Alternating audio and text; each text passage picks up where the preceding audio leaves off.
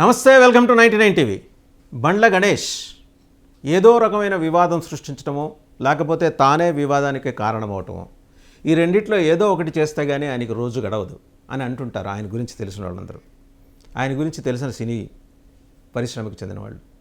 సామాన్య ప్రజలకు ఆయన ఎలాగో అందుబాటులో ఉండరు కాబట్టి ఒక కాంగ్రెస్ నేతకు ఆయన బినామీ అంటూ జనాలు ఎన్ని ఆరోపణలు చేసినా పట్టించుకోకుండా దులిపేసుకుంటూ వెళ్తుంటారు. కాబట్టి మరి ఆయన మాటలకి అర్థాలు వెతకాలంటే ఆయనతో ఇంటరాక్ట్ అయితే కానీ తెలియదు.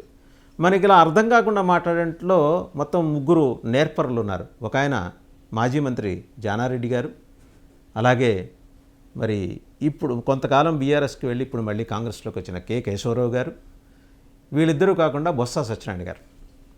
వీళ్ళు మాట్లాడితే అర్థం చేసుకోవడానికి పెద్ద పెద్ద డిక్షనరీలు ముందర పెట్టుకోవాలి. మాట్లాడిందంటే అర్థమైనట్టే ఉంటుంది, కానీ దాని నుంచి ఏం డిరైవ్ చేసుకోవాలో అర్థం కాక జుట్టు పీక్కునే బోల్డంతమంది జర్నలిస్టులు ఉన్నారు. వాళ్ళు అందులో సిద్ధహస్తులు. వాళ్ళకి మాట్లాడటం తెలియక కాదు, అలా మాట్లాడి కన్ఫ్యూజ్ చేయడం అనేది వాళ్ళకి వెన్నతో పెట్టిన విద్య. ఇప్పుడు అదే కేటగిరీలోకి బండ్ల గణేష్ కూడా వచ్చారు. ఆయన ట్వీట్ చేశారు. ఆ ట్వీట్లో ఏముందో ఒకసారి చూద్దాం. జీవితంలో ఎవరైనా నీకు సహాయం చేస్తే దాన్ని రాయిపై చెక్కించుకున్నట్లు గుర్తుంచుకో, కానీ నువ్వెవరికైనా సహాయపడితే దాన్ని నీటిపై రాసినట్టు మర్చిపో. నిజమైన మంచితనం అంటే మళ్ళీ ఏమీ ఆశించకుండా చేయటం. మిమ్మల్ని ఎవరు అడిగారు సార్? వాళ్ళ మానాన్ని వాళ్ళు ఏదో ప్లేనరీ పెట్టుకున్నారు, నాగబాబు గారు ఏదో మాట్లాడారు, వాళ్ళ కార్యకర్తలను ఉత్తేజితం చేయడం కోసం ఆయన ఏదో 4 మాటలు మాట్లాడారు. ఆయన మాట తీరు అంతే, జబర్దస్త్ నుంచి చూస్తూనే ఉన్నాం. ఆయన అంతే, ఒక్కొక్కరికి ఒక్కొక్క స్టైల్ ఉంటుంది. చిరంజీవి గారు నెమ్మదస్తులు, నిదానస్తులు, ఆచితూచి తూకం వేసుకొని మాడతారు అక్షరాలతో సహా. పవన్ కళ్యాణ్ గారు ఆవేశం, ఆలోచన ఉన్న నాయకుడు, పరిణితి చెందుతూ వస్తున్న నాయకుడు. మీరు అంటే నాగబాబు గారి గురించి ఈ ట్వీట్ చేశారనేది అందరికీ అర్థమైన విషయమే. మీకు ఆ ఫ్యామిలీకి మళ్ళీ అనుబంధం ఉంది, బాండేజ్ ఉంది. ఇవాళ నాగబాబు గారిని కెలికే ప్రయత్నం చేశారు. జీవితంలో ఎవరైనా నీకు సహాయం చేస్తే దాన్ని రాయిపై చెక్కించుకున్నట్టు గుర్తించుకో. నాగబాబు గారికి టీడీపీ సహాయం చేసింది కాబట్టి దాన్ని గుర్తుంచుకొని నమ్రతతోటి వినమ్రంగా 2 చేతులు జోడించి టీడీపీకి అయ్యా అయ్యా అంటూ సలాం కొట్టాలనేది మీ ఉద్దేశం అయి ఉండొచ్చు కాక తప్పేం లేదు. ఎందుకంటే డెమోక్రటిక్ కంట్రీలో ఉన్నాం కాబట్టి ప్రజాస్వామికంగా మీ అభిప్రాయాలు వెలిపించడానికి మీరు వెలిపిస్తే ఎవరికి అలాంటి అబ్జెక్షన్స్ లేవు. కానీ నువ్వు ఎవరికైనా సహాయపడితే దాన్ని నీటిపై రాసినట్టు మర్చిపో. నీటి మీద రాసావు అనుకోండి, పోతుంది కదా. ఇలా రాసేస్తే ఎంతసేపు ఉంటుంది అది? ఇది రాసి ఒక అక్షరం రాసి 2 అక్షరం రాసే లోపల 3వ అక్షరం వెళ్ళిపోద్ది. అలా గుర్తుంచుకో. అద్భుతమైన కొటేషన్. పొద్దున్నే మీకు ఎవరో బతురారు సుభాషితాలు వాట్సాప్లో మెసేజ్ చేసినట్టున్నారు. దాన్ని యాజిటీజ్గా మీరు ట్వీట్ చేసి మీ ఆనందాన్ని, మీరు అసలు అర్ధనిమీలిత నేత్రాలతో మీరు మీ ఆనందాన్ని పొందుతూ ఉన్నారు. మంచిదే, మీ ఆనందాన్ని కాదనలేం. నిజమైన మంచిదనం అంటే మళ్ళీ ఏమీ ఆశించకుండా చేయటం. ఓకే, ఇదంతా ఏంటంటే మీరు నాగబాబు గారు పిఠాపురం వర్మ గారిని ఉద్దేశించి అన్యాపదేశంగా ఎవరైనా అలా చేస్తే వాళ్ళ కర్మ అని అన్న మాటని ప్రస్తావన చేసుకుంటూ మీరు ఉటంకిస్తూ చేసిన ట్వీట్. బండ్ల గణేష్ గారు మీ ట్వీట్లు జనాలకి జానారెడ్డి గారి మాటల్లాగానో, బొత్స సత్యనారాయణ గారి మాటల్లాగానో, కె కేశవరావు గారి మాటల్లోనూ ఉండొచ్చు కాక, అందరికీ అర్థం కాకపోవచ్చు కాక, బట్ జనసైనికులకైతే అర్థమైంది. వాళ్ళు అర్థం చేసుకున్నారు. మీకు నాగబాబు గారికి ఏమన్నా డిఫరెన్సెస్ ఆఫ్ ఒపీనియన్ ఉంటే వ్యక్తిగతంగా మీరు మాట్లాడుకోవాల్సిన అంశాలు అవి. మీరు ఇలా రచ్చ చేసి దీన్ని ఏదో కెలికేసి దీంట్లోంచి ఆనందం పొందే ఒక వ్యవహారం ఉంది చూసారా, అది కరెక్ట్ కాదేమో అని జన సైనికులు అంటున్నారు. సరే, ఈ అంశాలు పక్కన పెడదాం. నిజంగానే టీడీపీ మనోభావాలు గాయపడ్డాయా? మరెందుకు వాళ్ళ నాయకులు, పెద్ద నాయకులు మాట్లాడట్లేదు? ఓన్లీ సెకండ్ రంగ్ లీడర్సు, క్యాడర్స్ మాత్రమే ఎందుకు మాట్లాడుతూ వస్తున్నాయి?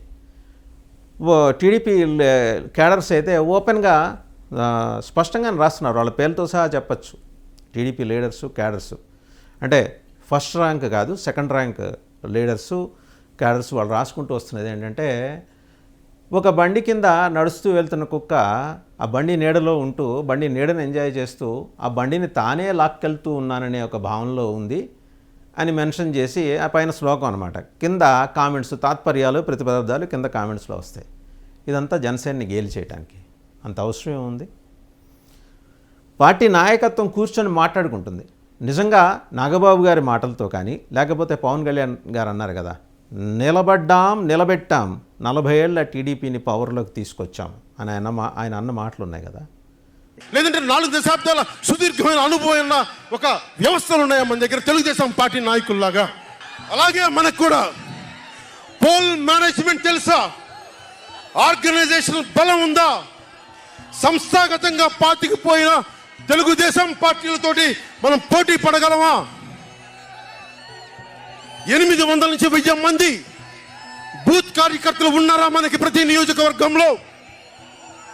1000 మందికి 50 రోజులు ఎంతో కొంత డబ్బులు ఇస్తూ భోజనాలు పెట్టే సత్తా మన నాయకత్వానికి ఉందా? మన నాయకత్వం ఇంకా ఎదుగుతూ ఉంది. మనం నిలదొక్కుకోవటమే కాకుండా 4 దశాబ్దాల టీడీపీ పార్టీని కూడా నిలబెట్టాం. పార్టీ నాయకులు వాళ్ళు మాట్లాడుకుంటారు. ప్లీనరీలో రేపు పొద్దున మీ మహానాడు జరుగుతుంది, మేలో టీడీపీ మహానాడు జరుగుతుంది, అక్కడ మాట్లాడుకోరా? సో నాయకత్వం ఏదో మాట్లాడుకుంటుంది. ఇంతవరకు చంద్రబాబు గారు కానీ, జాతీయ అధ్యక్షులు, జాతీయ ప్రధాన కార్యదర్శి లోకేష్ గారు కానీ, లేకపోతే ఇంకా ఉన్న జాతీయ ప్రధాన కార్యదర్శి మరి వైకుంఠం ప్రభాకర్ చౌదరి గారు కానీ ఇంకేం మాట్లాడలే. ఇంకో 2-3 ఉన్నారు, వాళ్ళేం మాట్లాడలేదు. పార్టీ రాష్ట్ర అధ్యక్షుడు పల్లా శ్రీనివాస్ గారు మాట్లాడలా. మరి మీరెందుకు సోషల్ మీడియాలో ఇది మాట్లాడుకోవటం? 9 నెలల పాలన, కూటమి పాలన, అనవసరంగా ఇప్పుడు మీరు ఇలా మాట్లాడటం మొదలెడితే వైసీపీ దాన్ని అడ్వాంటేజ్ తీసుకోవటం లేదా? వైసీపీ వచ్చేసింది, వెంబడే భూమన కరుణాకర్ రెడ్డి గారు రంగంలోకి దిగారు. ఆయన మాట్లాడుతున్నారు. ఎక్కడి దాకా వెళ్ళారు? కాశీనాయన ఆశ్రమం దాకా వెళ్ళిపోయారు ఆయన. ఎక్కడ పిఠాపురం, ఎక్కడ కాశీనాయన ఆశ్రమం కూల్చివేత? వాళ్ళెవరో కూల్చేస్తే లోకేష్ గారికి క్షమాపణలు చెప్పడం ఏంటి? తిరుపతిలో జరిగిన దుర్ఘటనకి మరి డిప్యూటీ సీఎం పవన్ కళ్యాణ్ గారు ముందుకొచ్చి క్షమాపణలు చెప్పటం, చెప్పించటం అనే దానికి ప్రతిగా లోకేష్ గారు ఏమన్నా సమాధానం చెప్పారా? పైగా ఆయన తన సొంత నిధులతో ఆశ్రమాన్ని కట్టించడం అంటూ ఏంటి? అంటే ఇలాంటి ఒక భారీ నిర్ణయం తీసుకునేప్పుడు ఎవరో కింది స్థాయి అధికారులు తీసుకున్నారు, అటవీ చట్టాలకి లోబడి అని అంటం ఏంటంటూ ఆయన వదిలేశారు. సరే, బండ్ల గణేష్ గారి ట్వీట్ దగ్గర మొదలెడితే ఇక్కడ దాకా భూమన కరుణాకర్ రెడ్డి దాకా వచ్చాం. నిజమే, ఇవన్నీ ప్రశ్నలు ఉత్పన్నమవుతాయి.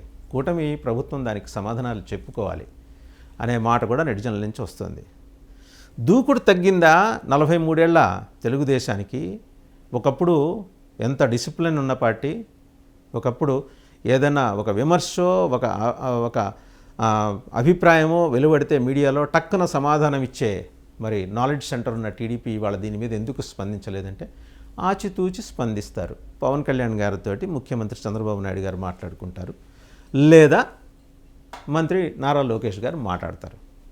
అయ్యా నిన్నగాక మొన్న కదా నాగబాబు గారికి ఎమ్మెల్సీ పదవి ఇచ్చింది, ఇంతలోనే ఇంత ఊబరం ఎందుకు అని చెప్పేసి వీళ్ళు టీడీపీ క్యాడర్స్ సోషల్ మీడియాలో ప్రశ్నలు లేవని ఎత్తుతున్నారు.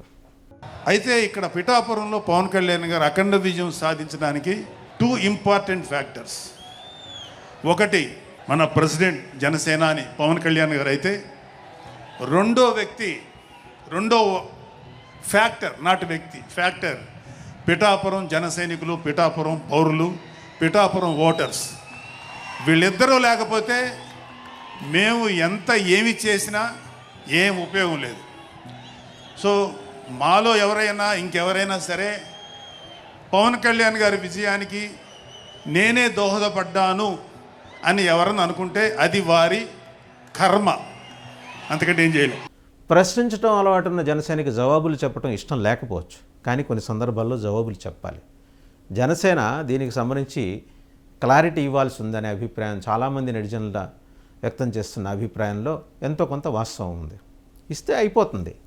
ఏదో అది మా పార్టీ కార్యకర్తలను ఉత్తేజితం చేయటం కోసం, వాళ్ళని కథన రంగం వైపు కుతూహలంతో ముందుకు నడిపించడం కోసం చేసిన వ్యాఖ్యలే కానీ ఇందులో మా ఎన్డీఏలో కీలక భాగస్వామ్య పక్షమైన తెలుగుదేశాన్ని అవమానించటమో లేకపోతే అనవసరంగా కలత చెందేలా వ్యవహరించటమో మా ఉద్దేశం కాదని ఒక ప్రకటన జనసేన ఇచ్చి ఉంటే ఇన్ని రకాల కామెంట్స్ వచ్చి ఉండేవి కావు. ఇస్తారు, ఇచ్చేదాకా ఆగాలి కదా. ప్లీనరీ అయ్యి 2 రోజులు అయ్యింది. వాళ్ళు మాట్లాడుకుంటారు. ఎందుకు అలా మాట్లాడాల్సి వచ్చిందో ఒకవేళ చంద్రబాబు గారు అడిగితే పవన్ కళ్యాణ్ గారు చెప్పడం, వాళ్ళిద్దరి మధ్య ఉన్న సాన్నిహిత్యం తెలియకుండా మనం మాట్లాడకూడదు. ఇంకో ప్రశ్న కూడా లేవనెత్తుతున్నారు. బండ్ల గణేష్ ఏంటంటే వాస్తవం ఒక తేనె తుట్టని కదులుద్దాం అనుకున్నారు. నాదెళ్ల మనోహర్ గారికి ఆయనకి ఏవో పాత పంచాయతీలు ఉన్నాయట. సో నాదెళ్ల మనోహర్ని నేరుగా ప్రస్తావించకుండా ఆయన ఏమన్నారు? ఫస్ట్ ఈ తేనె తుట్ట కదిలిసింది ఎవరు? నాదెళ్ల మనోహర్ గారు. ఏమన్నారు? పార్టీ ప్లీనరీకి ముందు ఈ సన్నాహక కార్యక్రమాలకి పిఠాపురం వెళ్ళిన సందర్భంగా ఆయన మాట్లాడుతూ నాదెళ్ల మనోహర్ గారు ఒక మాట చెప్పారు. ఈరోజు ఈ ప్రభుత్వం ఉందంటే జనసేన కృషి వల్లే, ఈరోజు ముఖ్యమంత్రిగా చంద్రబాబు గారు ఆ కుర్చీలో ఉన్నారంటే జనసేన వల్లే అనే మాట దగ్గర మొదలైంది. దాని కంటిన్యూయేషన్ నిలబెట్టామంటూ పవన్ కళ్యాణ్ గారు, ఆ తర్వాత నాగబాబు గారు. అలా అనుకుంటే వాళ్ళ కర్మ అంటూ వర్మని బీలిటిల్ చేస్తూ మాట్లాడారనేది వీళ్ళ అభిప్రాయం. మా పార్టీ అధ్యక్షులు పవన్ కళ్యాణ్ గారిని అంత అద్భుతమైన మెజార్టీతో గెలిపించినందుకు ఈ సభని పిఠాపురం నిర్వహిద్దామని మేము అందరం కూడా కోరాం. దానికి పవన్ కళ్యాణ్ గారు కూడా ఆయనే ముందు యాక్చువల్గా పిఠాపురం చేస్తే బాగుంటుంది, మన అందరం వాళ్ళకి థ్యాంక్ యూ చెప్పాలనే సందర్భం వచ్చింది కాబట్టి చేద్దాం అన్నారు. సో డెఫినెట్గా ఈ సభ అనేది వాళ్ళకి అంకితం చేస్తూ వాళ్ళు ఏ విధంగా కష్టపడి కష్టకాలంలో కూడా దుర్మార్గమైన గత ప్రభుత్వంలో కూడా ఎదుర్కొని నిలబెట్టారో దాన్ని మేము గౌరవించడానికి ఇది ఒక చక్కటి అవకాశం. అదేవిధంగా ఆయన వర్మ పేరు ఎక్కడ ఎత్తలేదు కదా, మీరెందుకు భుజాలు తడుముకుంటున్నారు అని ప్రశ్నించే వాళ్ళు ఉన్నారు. సో వీళ్ళందరి తరఫున బండ్ల గణేష్ ఒక ట్వీట్ చేశారు. ఏమని, మీకెవరైనా సహాయం చేస్తే అది రాతి మీద చెక్కినట్టు గుర్తుంచుకో, నువ్వెవరికైనా సహాయం చేస్తే నీటి మీద రాతలాగా రాసి మర్చిపో. నాగబాబు గారిని ఉద్దేశించే. సో ఏదో మొత్తానికి అంటే నాదెండ్ల మనోహర్తో మొదలెట్టి నాగబాబు గారి దాకా తీసుకొచ్చిన బండ్ల గణేష్ ట్వీట్ వెనక ఇంత తాత్పర్యం ఉందా అని చెప్పి సినీ జనం, అలాగే జన సైనికులు, సాధారణ ప్రజలు కూడా అనుకుంటున్నారు. ఏదైనా బండ్ల గణేష్ మరో కొత్త ట్వీట్ తోటి ఇంకో కొత్త అర్థం వచ్చేది ఏదన్నా చెబుతారో వేచి చూద్దాం.